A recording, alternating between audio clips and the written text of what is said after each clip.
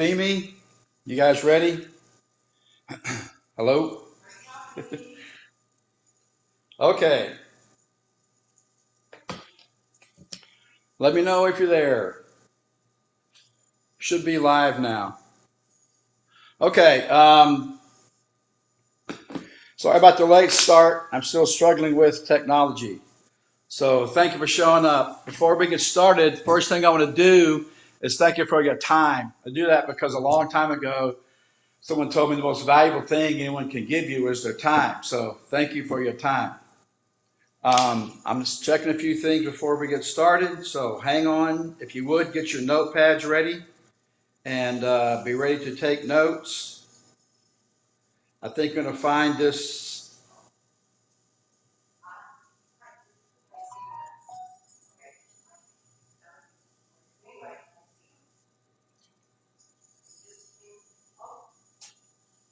Okay? Yeah? I can't hear you, man.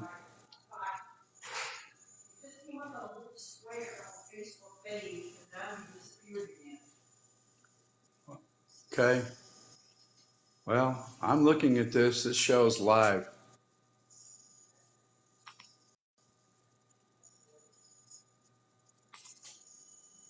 Hello?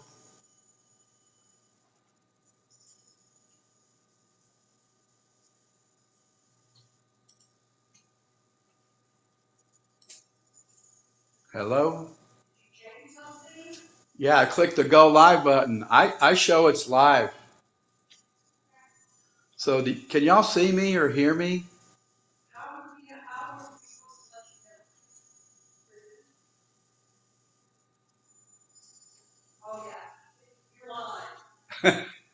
Okay. All right. I'm trying to get my logistics done here. So we good? Live?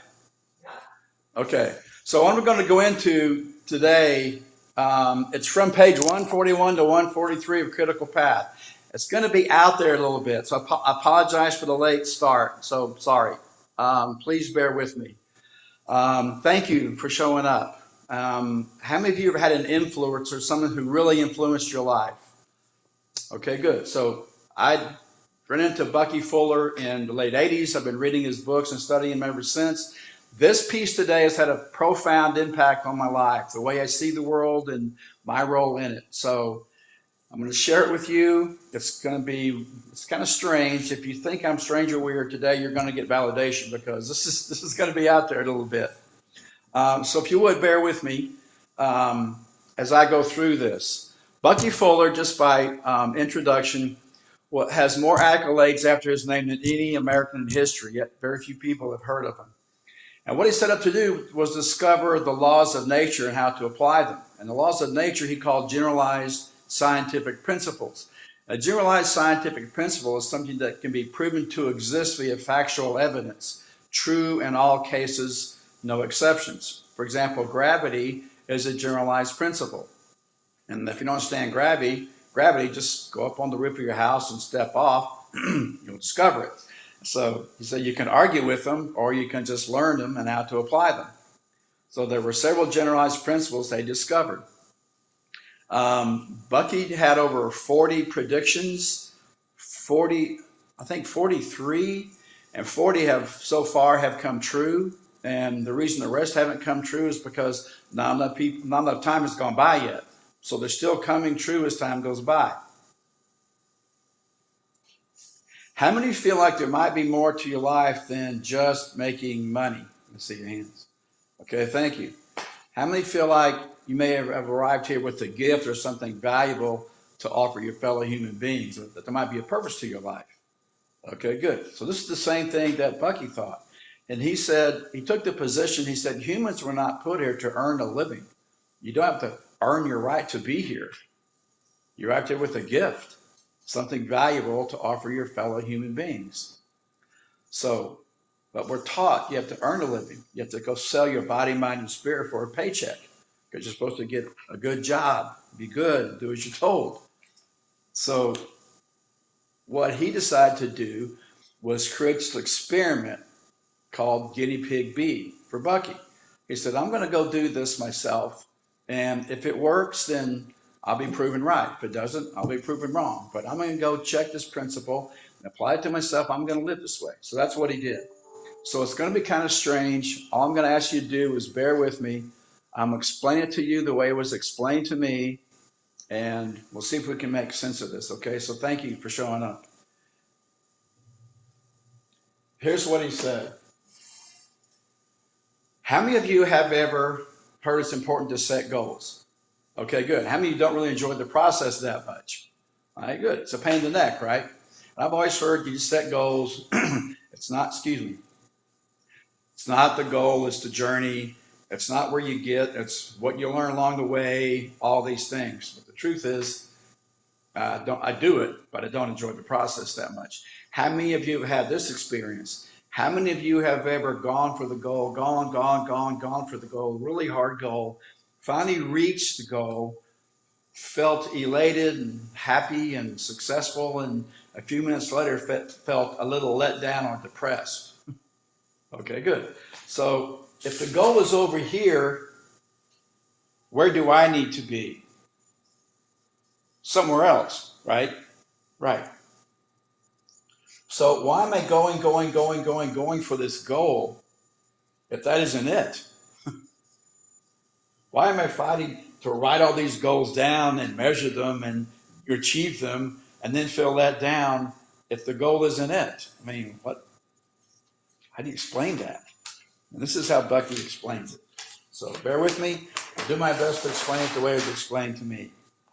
And this is what he says. Excuse me. When we drop a stone in the water, a circular wave is generated that moves outwardly in a plane, perpendicular at right angles to the line of the stone dropping. So the line comes this way and the wave goes that way. At what angle? 90 degrees. The outwardly expanding circular wave generates at 90 degrees a vertical wave that in turn generates an additional horizontally and outwardly expanding wave, and so on. So on it goes here, here, on, and the ripples go out. You've seen this if you dropped a stone into a sealed pond, you've seen this effect. Wave and wave and wave, and all moving at right angles to each other. It says all these right angle effects are precessional effects. Please write this down. Precession is the effect of bodies in motion on other bodies in motion. Precession. Okay? The effect of bodies in motion on other bodies in motion. So if bodies are in motion, there's always a right-angled side effect. At what angle? 90 degrees. Okay? Got it. Simple. So far. He goes on to say, well, art wasn't my strongest suit, so I did my best. He says, the sun and the earth are both in motion. Despite the 180-degree gravitational pull of the in-motion sun upon the in-motion earth, precession makes Earth orbit around the sun in a direction that is at 90 degrees, in other words, at a right angle, to the direction of the sun's gravitational pull upon Earth. Okay, so what's he saying here? The sun and Earth being pulled toward each other by a generalized principle called gravity. They're being pulled. 180-degree gravitational pull. If that were only force and effect, what would happen? Collide, right? We don't collide. Why don't we collide with the sun when we're both being pulled toward each other? Because precession takes over and it pulls and it causes the earth to orbit the sun. At what angle? 90 degrees to the gravitational pull. That's what was explained to me. That's what I understand this to mean so far. Okay, I can get that. I can understand those two concepts.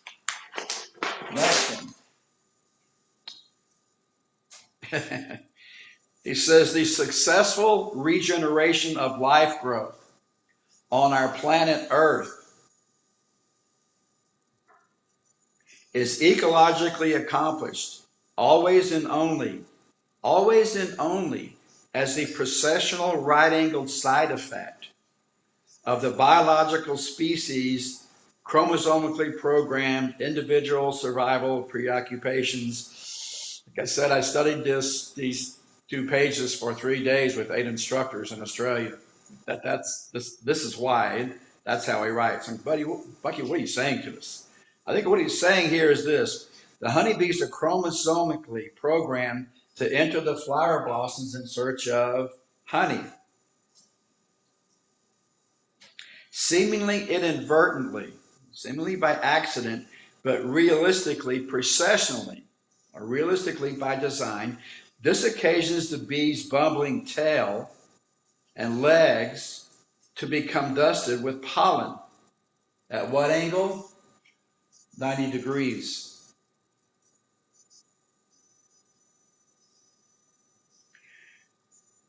Whereafter the bee's further bubbling entries into other flowers inadvertently dusts off, pollinizes, and cross-fertilizes those flowers at right angles or processionally to the bee's operational axis. So every time the bee goes into a flower to get nectar or pollen, it flies into another one, it's pollinating.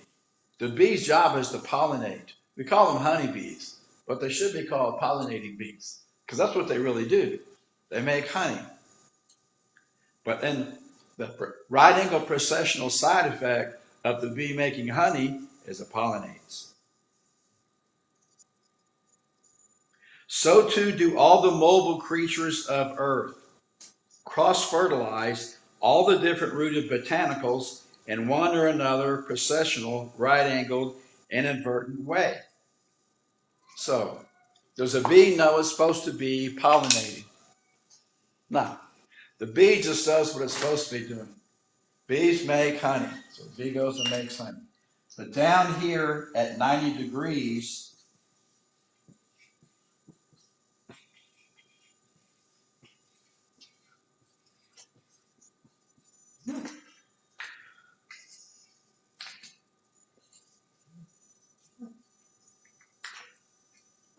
will the bee ever know its true purpose?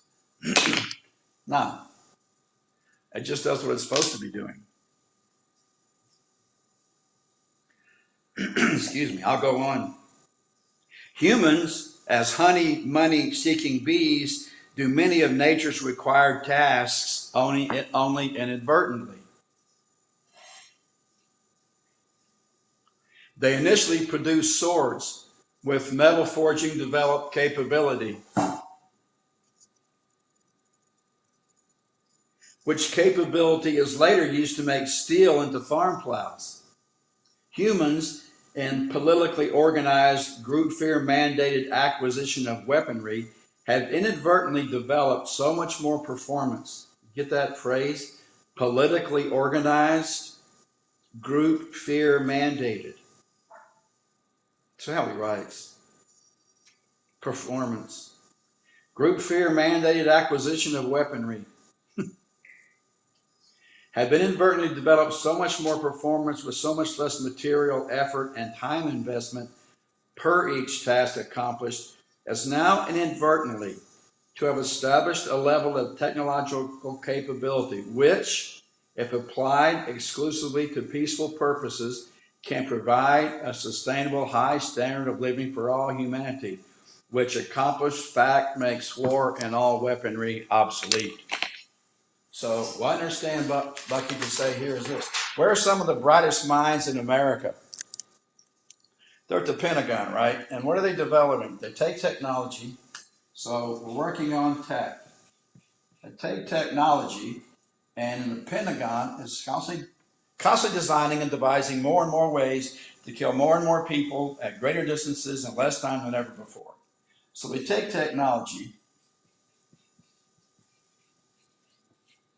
and we build weapons. But the side effect is that we have better and better and better and better technology. And what technology does, it allows us to do so much more with so much less. So if you look at this, just look at your cell phone or any other technological gadget. You get so much more with so much less. These things are getting more and more powerful. So just go study Moore's Law and you'll see what I'm talking about. These get more and more powerful and less expensive. It costs less for what you get year after year after year. Look at Moore's Law. It's the size of processors will double and cost will decrease by half over time, which has been going on since the 70s. So because we're able to create so much more with so much less, the eventual side effect is what you get is this. So this is what he's saying. If we stop spending money on weaponry and start spending on livery, we get this thing called abundance because you do so much more with so much less. And you can prove it because all you have to do is track the trends of an industry that's gone down, excuse me, which is agriculture. So at the beginning of the 19th century, of 20th century, what percentage of the population was in agriculture? Almost 98%. What percentage of the population is in agriculture now? Less than 2%. So this is an example of one industry being dominated by technology and doing more with less. What percentage of the world's food needs can this 2% produce? This 2%. What percentage of the world's food needs? Over 100%. They could do a lot more. It's 100% plus. So why do we pay our farmers not to grow food? To prop the price up. So let me ask you this.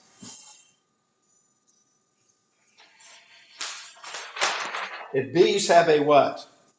True purpose. Who else might have one? So while we're going for these goals, down here,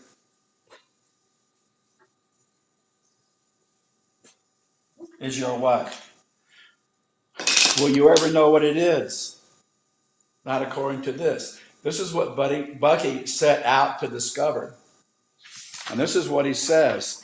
The big question remained, how do you obtain the money to live with and to acquire the materials and tools with which to work? The answer was procession. What procession is and why it's the answer requires some explaining. So this is my personal experience with this. There I was in Houston, and my goal was simply, very, very simple. I'm a simple person. My goal was simply make a whole lot of money. That's it. And Bucky said, if you do what you're supposed to be doing, the universe will take care of you. And if you don't, you get tapped on the shoulder. And you get tapped, and you get tapped, and you get a tap. If you don't listen to the taps, the Great Spirit sends in the Mack truck. So there I was in Houston, right? My dad, my brother, me fired me. After the second time, I decided to start my own business. So I get in the heavy duty truck parts business. I got a store on Loop 610 between North Main and Yale. I'm selling parts to heavy duty trucks, 18 wheelers, running back and forth from the Houston Ship Channel to the West Texas oil patch. Where did the demand for oil go in 1983? It went down. Where did business go? It went down. So in this process, I opened up, business is booming in the early 80s. I've got 6 trucks, 6 drivers. We're delivering 5.5 days a week. I've got major, huge fleets buying from me. Business is booming. I'm cocky. I'm arrogant. I know everything. Terrible. And then one day, 2 of the trucks had accidents. They were on opposite sides of town. They both managed to run into other vehicles. Was that a tap on the shoulder? Yes. Was it positive or negative? Negative. Did I listen? No, because I was cocky, arrogant, egotistical. You couldn't tell me a thing. So I kept going. I just blamed them, of course. Next thing you know, I caught my bookkeeper selling drugs to some of them. Was that a tap on the shoulder? Yes. Positive or negative?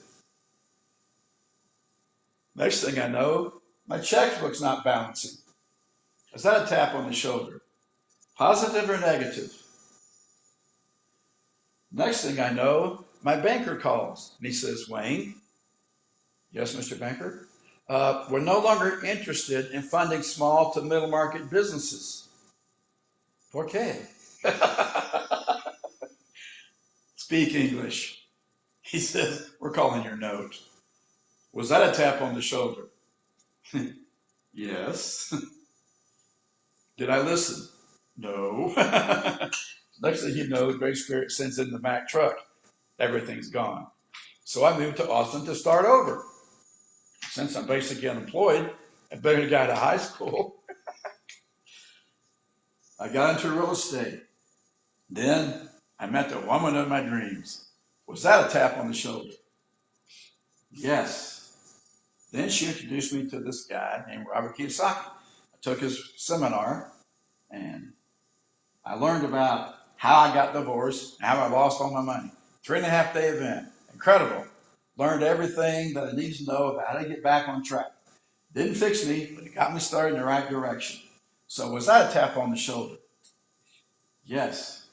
Then, 1989, Lynn and I bought the real estate school and designing new courses that taught people how to get their license and use it, how to have a better life, how to stop working for money, do what you're supposed to be doing, blah, blah, blah, blah, blah. Procession. We just started passing it on. And people started showing up in droves. Was that a tap on the shoulder? Yes. And then Kiyosaki called me. He says, we need you in Australia. I was in this training program that took almost 2 years. He called me and said, I need you in Australia in 2 weeks. I said, 2 weeks?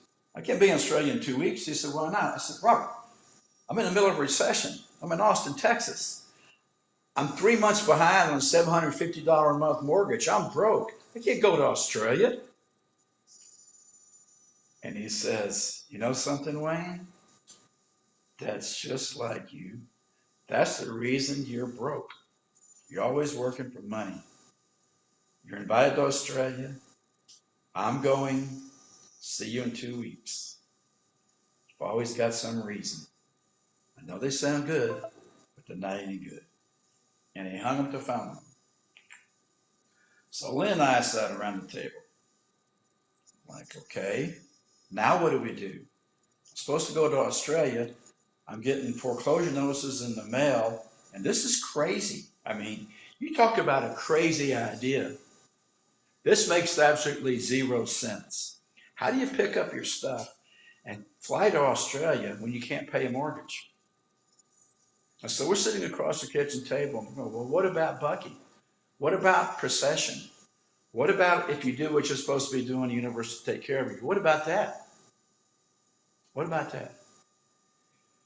And we're crying, we're upset. I mean, you're talking about massive frustration and perturbation. We don't know what to do. We've never been here before. We said, look, if Bucky's right, then we'll be fine.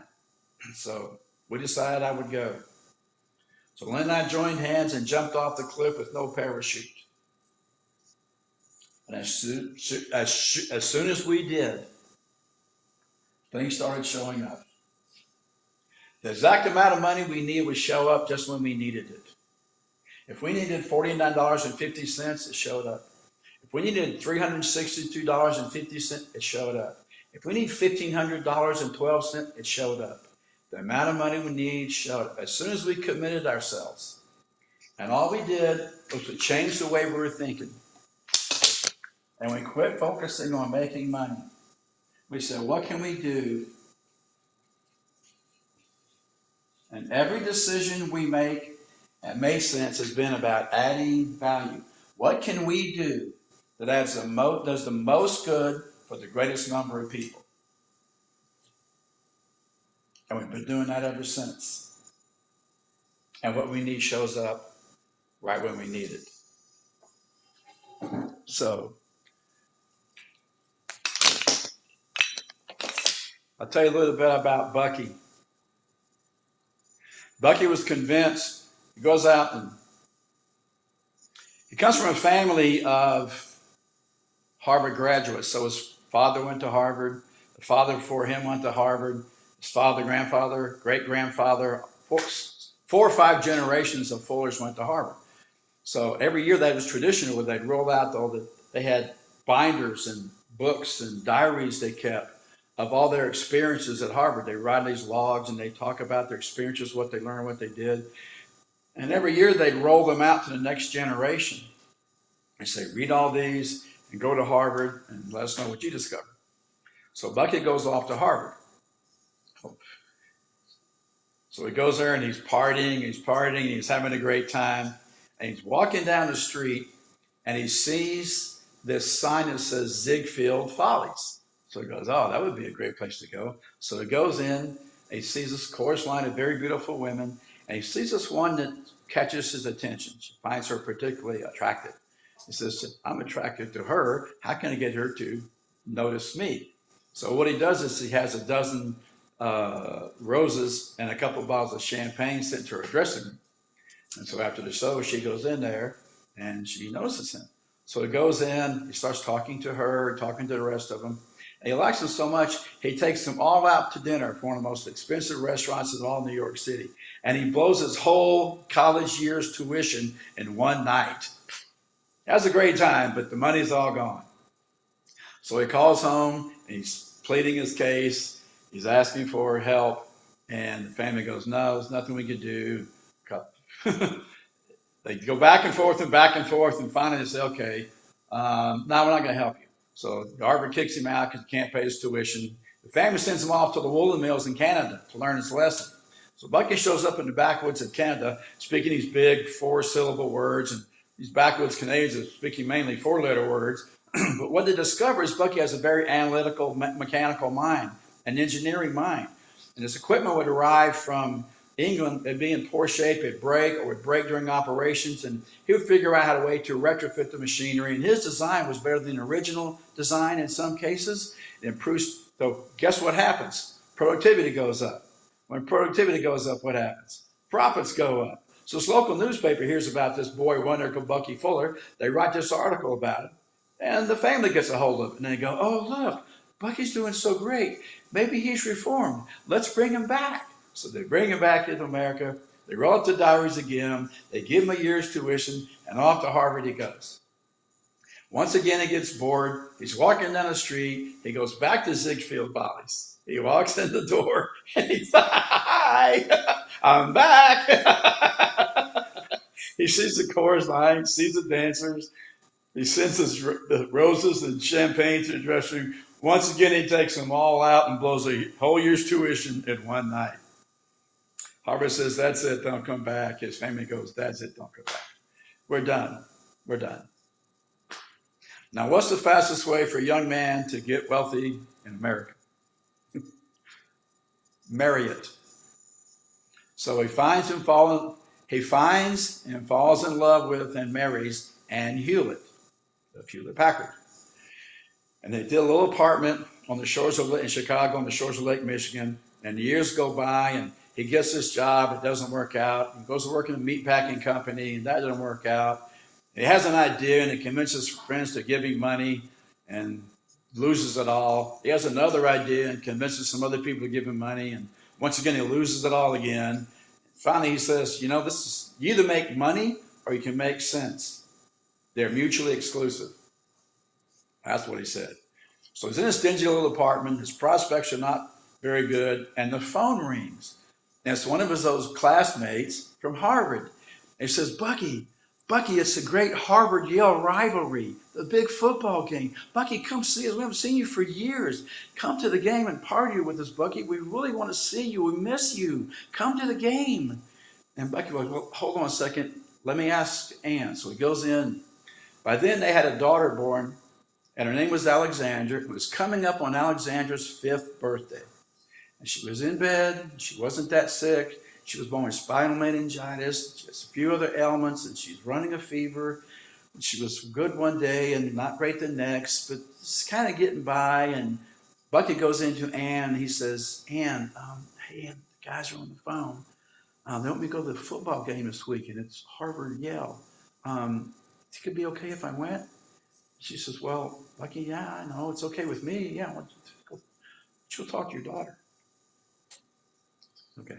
So he goes in and he picks Alexander up, and she's got a little bit of fever, and he looks down at her and he says, "Sweetheart, the guys are on the phone and they want to know if I can come to the game. What would you think about me going to this football game this weekend?" And she looks up at him and she says, "Daddy, yeah, it's fine. I feel okay. But you know those little pennants?" He said, "Yeah." She said, "You mean the ones with the cane on them?" And she goes, "Yeah, yeah.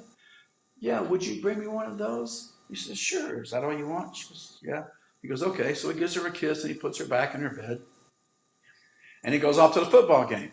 Well, to this day, nobody really knows what happened. But what we do know is Monday, several days after the game, Bucky wakes up from his drunken stupor and suddenly, with his deep knot in the pit of his stomach, realizes what he's done, and he calls home and he talks to Annie. And he says, Ann, I'm so sorry. I'm so sorry. I forgot. And I'm going home right away. I'm on my way. I'm sorry. She says, Bucky, I can't talk to you right now. Just your daughter's taking a turn for the worse. Just please come home. I need to see you.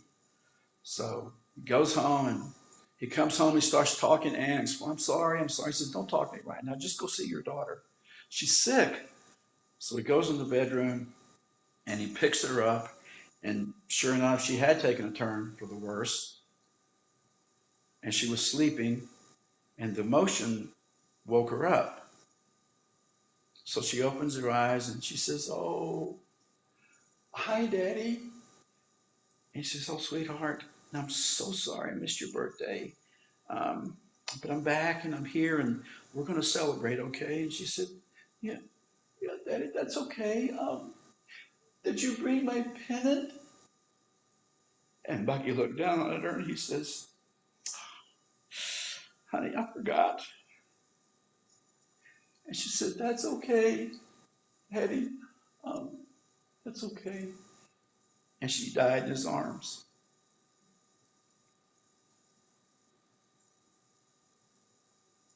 And that was Bucky's Mack truck. So he put her back in her bed.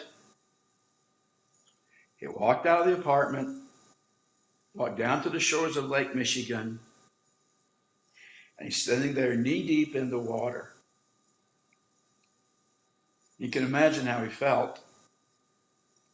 And the decision he made was, I'm going to kill myself. I'm going to swim out as far as I can until they sink and let my wife have their insurance money. I'm obviously of no good. What kind of father would do that? And he writes about it later. He's standing on the shores there in the water, and he hears this loud clap of thunder. And so what he writes, and he hears this voice say, "You do not belong to you. You belong to the universe. But you may assume you are fulfilling your role if you convert your experiences to the highest advantage of others." So he started thinking. And he started thinking about what he'd been thinking about, and the things he'd done, and words he said. And he writes that all my life I've been parroting other people's words. I've been thinking other people's thoughts. I've never really had that many of my own. I'm about to make a big decision here. I probably better think about this one. And then he started thinking about, what is my role in the universe? What's my role on planet Earth? Why am I here? What am I supposed to be doing? And then he made another decision. He decided not to commit suicide. Instead, he decided to see if nature's laws were true, to see if this generalized scientific principle called precession did exist in the universe.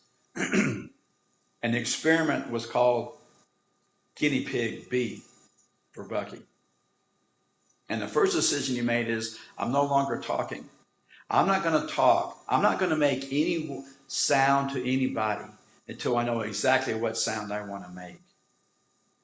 So he went back home And he went back to the apartment, and he went back to Anne, and they had another daughter, Allegra. And Bucky's silence lasted for almost 2 years.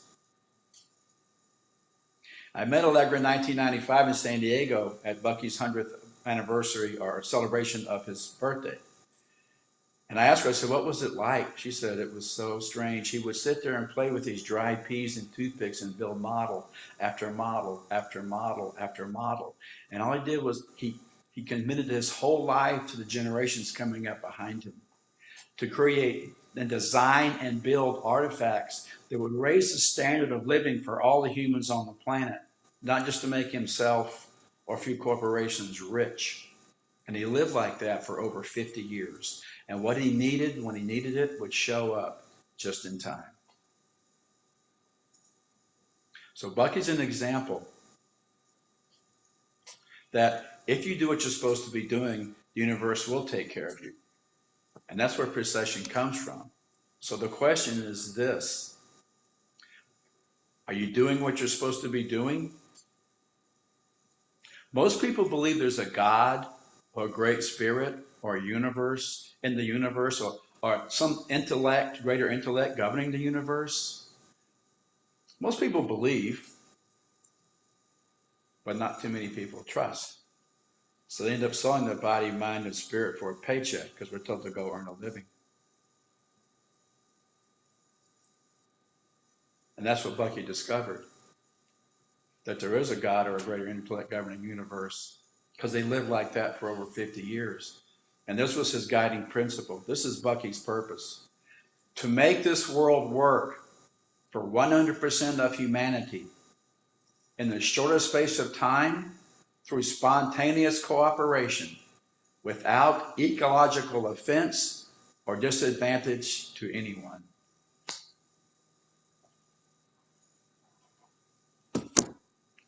So before we go, what were we taught? Be good, do as you're told, make good grades, get a good job, work hard, earn a living. So are you getting tapped on the shoulder right now? What has this coronavirus done to your world? Is this a tap? And the question is, are you going to get it with a feather or a Mack truck? So the reason you feel let down or depressed when you reach a goal is because what would happen if you felt good? You might stop, right? Well, what is the definition of precession? Effect of bodies in motion on other bodies in motion. If there's no motion, there's no precession. So what are the precessional right-angled side effects of your activities? Are you doing what you're supposed to be doing? Did you arrive here with a gift? Something valuable to offer your fellow human beings? Are you using that gift?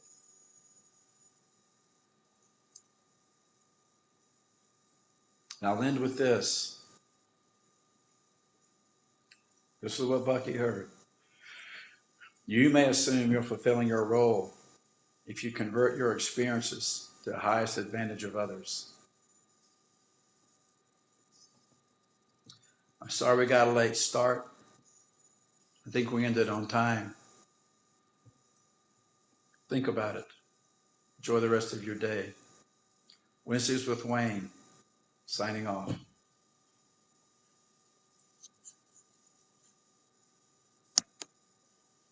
Thank you for watching.